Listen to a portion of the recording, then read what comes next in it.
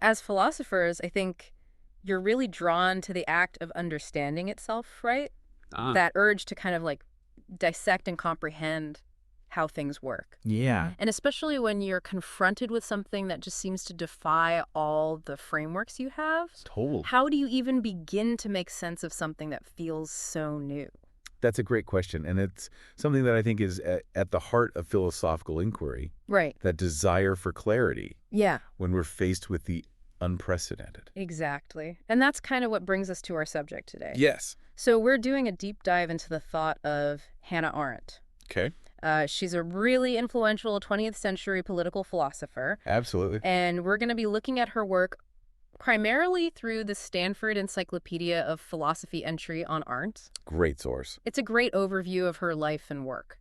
Yeah, I think for a philosophical mind like yours, you'll find that aren't really engaged with these questions about human existence, in Oh, the plural, right? yeah. Not just as individuals, but how we live together. Right. What are the conditions of our shared lives? Mm, How we transform a natural world into a like a shared political space. exactly, a Yeah. space of public affairs. Yeah, This is really fundamental stuff. absolutely. And even early on, you know, studying with figures like Heidegger, Oh, wow. Yeah. Husserl Jaspers, Huge names. and her doctoral work on Augustine's concept of love, she was already kind of critiquing this worldlessness she Mm. saw in some philosophical traditions, Just, that detachment from the real lived experiences. yeah, so she was concerned about that kind of from the beginning. Yeah, and I think it kind of foreshadows where her work goes later. Right.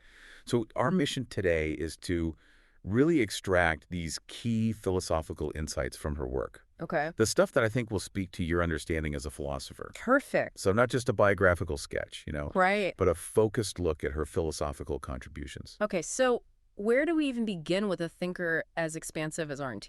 Well, I think a natural starting point is her analysis of totalitarianism. Yeah. This was her attempt to grapple with the horrors of the Nazi and Stalinist regimes. Right.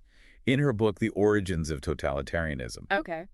And the key philosophical point here is that she saw totalitarianism as something completely new, Oh, wow. not just another form of oppression. Okay. She called it a horrible originality. A horrible originality. Yeah, it broke from historical continuity. So that's a big philosophical claim. Yeah, it makes us rethink how we understand political events Wow. and the very concepts we use to analyze them. Right. And so she really investigated what led to this, Yeah. the historical elements like anti-Semitism, imperialism, racism. But not as straightforward causes, right? Right, not simple causes, but intertwined historical currents. Okay, so more like underlying conditions. Yeah, that created the conditions for this new form of domination. And then there's her concept of the ideal subject of totalitarian rule. Right, this gets into some interesting philosophical territory. Like epistemology. Exactly. Okay. She's talking about individuals who can no longer distinguish between fact and fiction, Wow. true and false. So reality kind of breaks down The totalitarianism thrives on that. because it operates through these huge ideologies. These secular pseudoscientific systems Right. that claim to explain everything. Like a totalizing worldview. Exactly. And even the organizational structure of these movements was unique, wasn't it? They weren't clear hierarchies. Okay.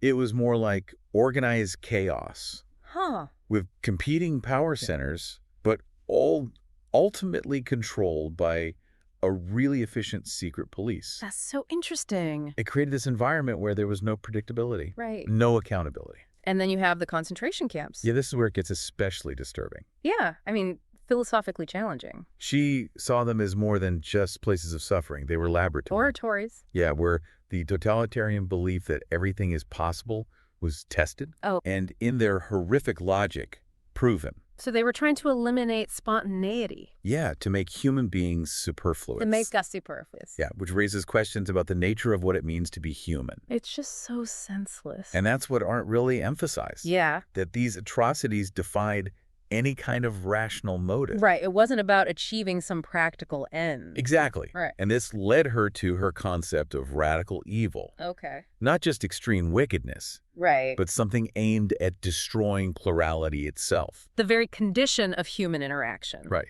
So after this intense look at totalitarianism, she shifted her focus to something more fundamental, right? Exactly. In the Human Condition, Okay. her major philosophical work. Right. She explores the basic conditions of political existence. And she talks about modernity as a loss of the world, right? Yeah, she's concerned with this decline of the public sphere, Okay. the space where action and speech can flourish Right. and we can reveal who we are. She saw the rise of the social, Mm-hmm. this focus on mass opinion and consumerism, Right. and the dominance of what she called animal laborans. Okay, so what is animal laborans? The human being who's primarily concerned with just biological necessities, Just surviving. right? Just the cycle of production and consumption. Okay. So a real critique of modern life and values. Right. So within this, she distinguishes between labor, work, and action. Okay, let's break those down. Okay, so labor is tied to the biological processes of life. Okay. It's the things we have to do to survive. Right. Work is about creating a durable world. Okay. Fabrication, the objects we make. Okay. But it's action or praxis Okay. that she considers the most distinctly human Why is that? because it is inherently symbolic. Okay. It's tied to speech, To communication. right? And through Yeah. action and speech, we reveal who we are, Okay. not just what we can do, Right. but who we are as distinct individuals. Right. So the what versus the who. That's interesting. This has huge implications for thinking about identity Right. and political interaction. Okay, so the key characteristics of action are freedom and plurality. Yes, freedom for Arendt is more than just making choices. Okay. It's about spontaneity, Okay. the capacity to begin something new, Okay. to act in unexpected ways. Okay. And this is tied to natality. Birth Yeah, the fact that each birth brings something new into the world. and plurality is. The fact that many diverse individuals inhabit the earth, Okay. not just some abstract man. Okay, so it implies both our equality and our distinctiveness. Exactly. But this unpredictability and irreversibility of action, Yeah, that seems like a challenge for political order. it is because we are free and we act with others. Right. We can't fully know the consequences of our actions in advance. And we can't undo them. Right. So are we just left with that? No, she offers these remedies, Okay. promising and forgiving. Interesting. These allow us to navigate a world of freedom and plurality. Promising creates stability, Okay. and forgiving breaks the endless chain of action and reaction. So how does she conceptualize citizenship? It centers around a vibrant public sphere, Okay. which has two dimensions. Okay. The space of appearance, where we act and speak and are seen, Right.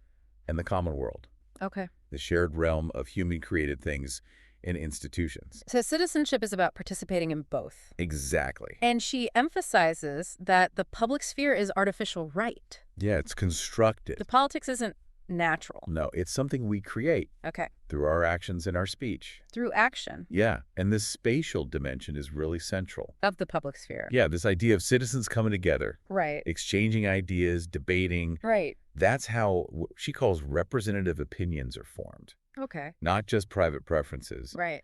but opinions shaped by dialogue. Shaped by the public sphere. Exactly. And this leads to the distinction between public and private interests. Right.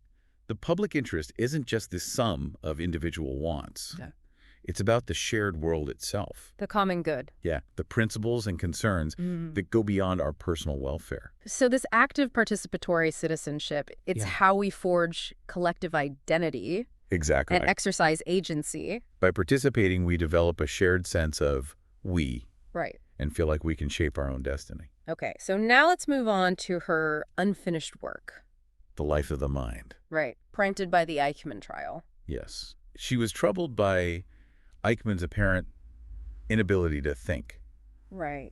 which she linked to his inability to judge. To make moral judgments. Right. So the banality of evil. A phrase that's often misunderstood. It is. She wasn't minimizing Eichmann's actions. Right. The banality referred to the doer, not the deeds. Okay. She saw a lack of depth in him, Okay.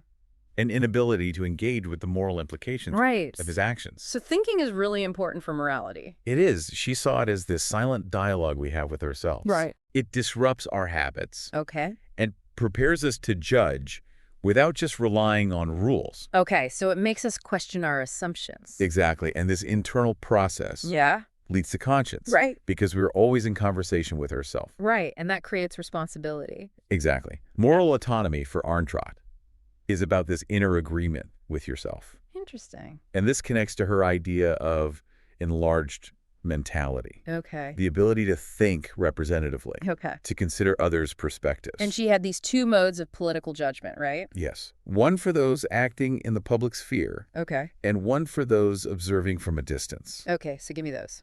So judgment for political actors is rooted in common sense. Okay. It's about persuasion and consensus. Okay, and what about the observers? They rely on imagination and sensus communis, Okay. a shared sense of the world. Interesting. And they need to be able to communicate their judgments. Okay. So there's a tension between these two forms of judgment. Yeah. So finally, Arendt really emphasizes the importance of opinion, Right. Which contrasts with thinkers like Plato and Hobbes. who were really critical of it. Yeah. Okay. But for Arendt, political life depends on the free exchange of opinions. Right. And valid judgment requires representative thinking Okay. and a public forum for debate. Right. She does distinguish between truth and opinion, though. Okay. Truth demands universal assent Right. and can be tyrannical in politics. Okay. Opinion is pluralistic and thrives on debate. Okay. But factual truth is still important. Right. It informs our opinions Okay. and helps us understand the past, Right. so they're interconnected. So to sum up for our philosophical listeners, Yeah. what are the key takeaways from Arendt? Well, she challenges traditional categories Okay. in light of totalitarianism. Right. She offers a framework for understanding the vita activa. Right, with its emphasis on action and plurality. Exactly. And her vision of citizenship. Is rooted in a participatory public sphere, And she offers these insights into the life of the mind. especially the connection between thinking, judgment, and morality.